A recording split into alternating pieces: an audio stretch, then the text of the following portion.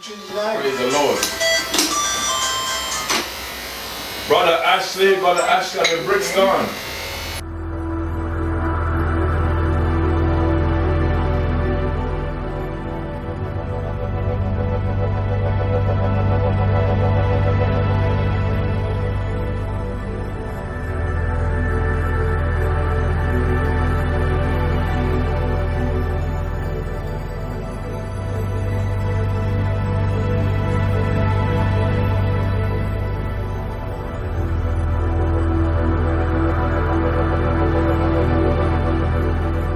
Brixton is a wild place.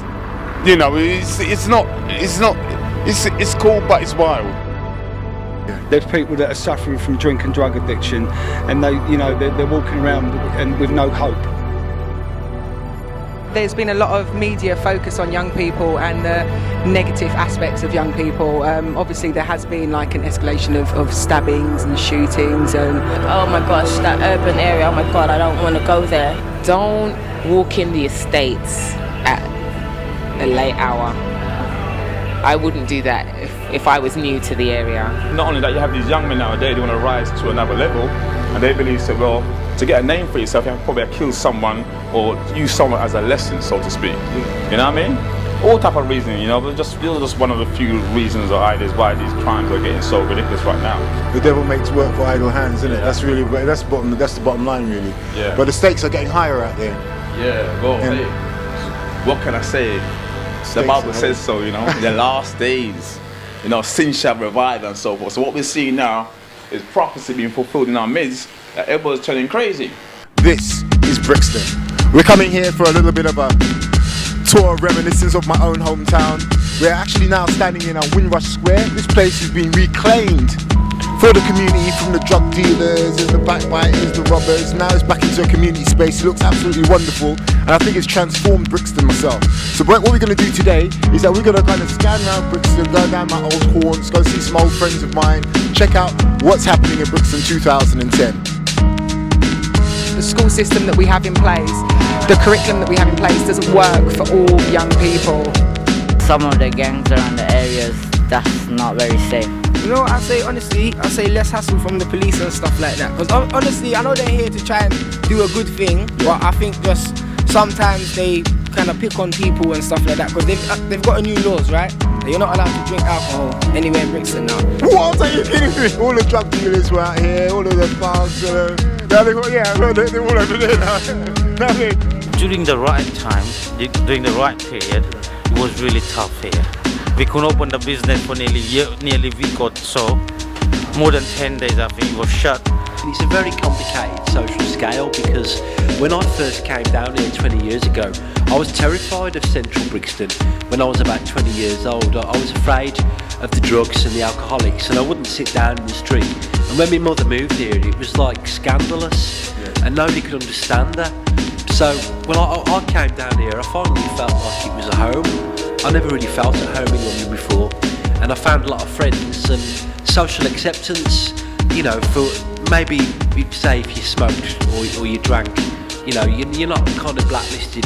It's quite easy going. But having said that, some of the drug problems were really accentuated when I moved here, and it did kind of, and it can get scary.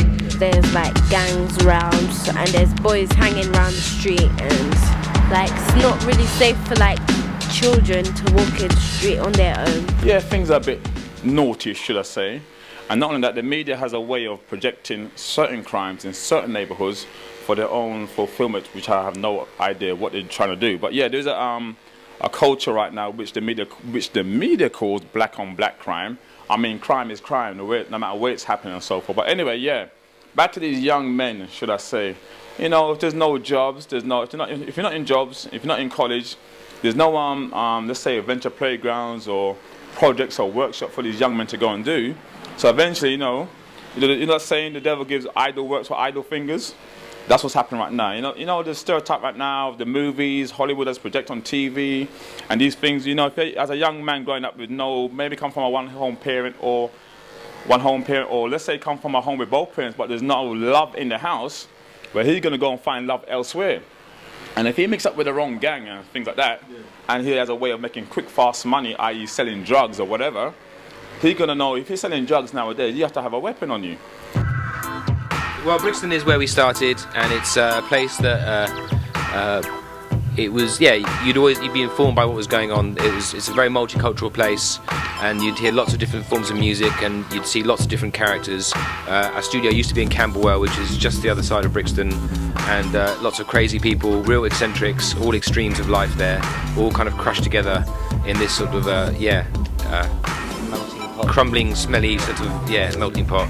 And so that would definitely it would be very different if we were recording in the countryside. You know? Well, people used to say about music at the beginning, it was like walking through Brixton, because there'd be sounds everywhere, there'd be like different languages, and so it was very much a kind of urban collage. Also, because we were making music that was based on American soul-y deep house, that was very kind of jazz and tasteful and sophisticated. Well, we thought anyway, and that's what we were trying to emulate. But we were working in this world in Camberwell, Brixton, that was not particularly sophisticated at all. It was really English and just rough and quite crude, grimy.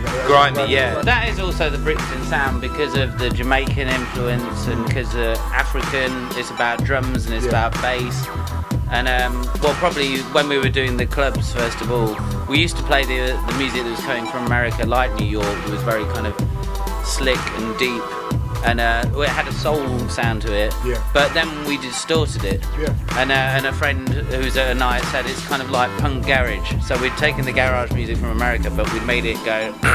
Do be careful though, because it's like sometimes I've seen tourists in Brixton and kind of looking like tourists. You just have to, it's a place where if you make it easy for someone to nick your money, they will.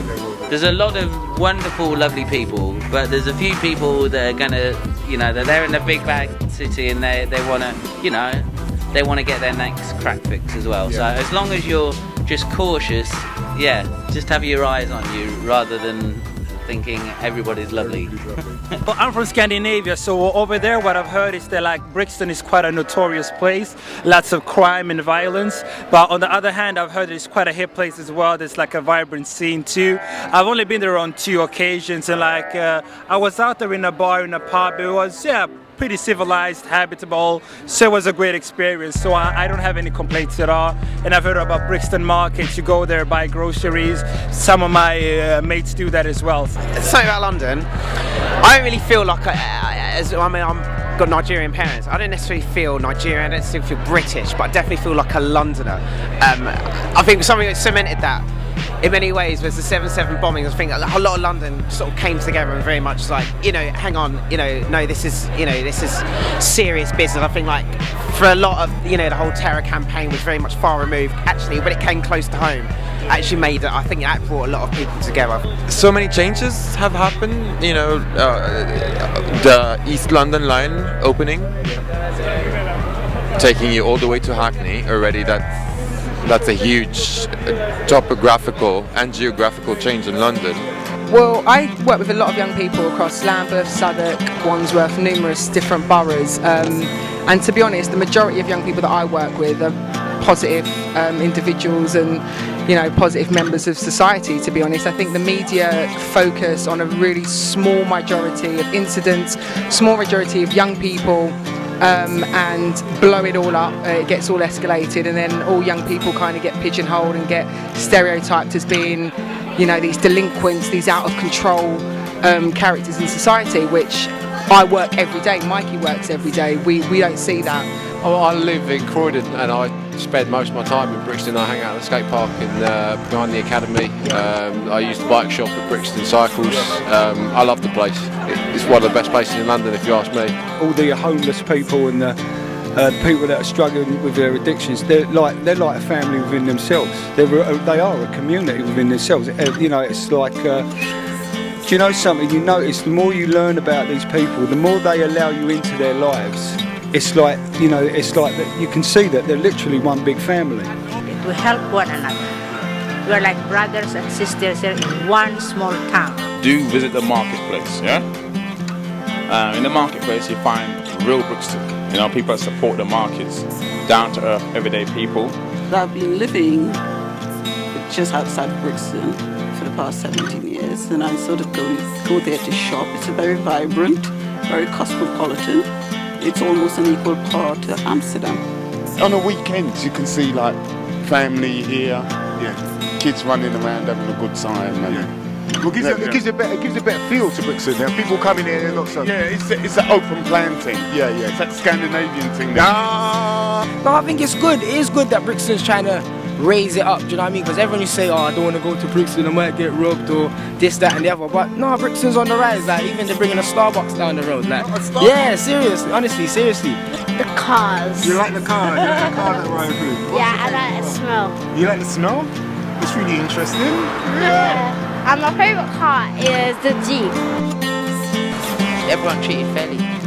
You know, and use your heart, follow your heart. If you have any discernment about you, you know by looking inside, you know the eyes are the gates of the soul. When you're talking to someone, look in the eye, and you need to feel them.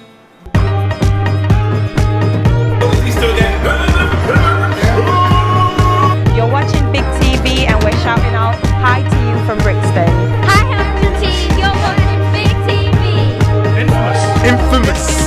I just want to say hi, Big TV. Oh, there's the camera. So Derek Reynolds, the world's greatest, the original, yeah? My mobile number is 079. Hey Helsinki, we're the Basement Jaxx. Big TV. Keep it real, keep it live, keep it Big TV, you know. Alright, you kids out there. Easy now. Right now, I'm making my dough. Peace and love. I've learned a lot about Brixton by coming back. Obviously, every time I do come back, you know, it's always good for me. But this has been really especially good because I'll be able to share it with my new home, my new community, Helsinki in Finland. And I'm showing you, one of the most notorious places in London, in the UK, in Britain. Actually, see, just scratch under the surface and see it's a vibrant community, it's full of love, and it's full of hope. And I'm just really glad I could share it with you. I've learned a lot. I hope you've seen it and learned a lot. And we'll catch you up on the other side. See you in Helsinki. Big TV.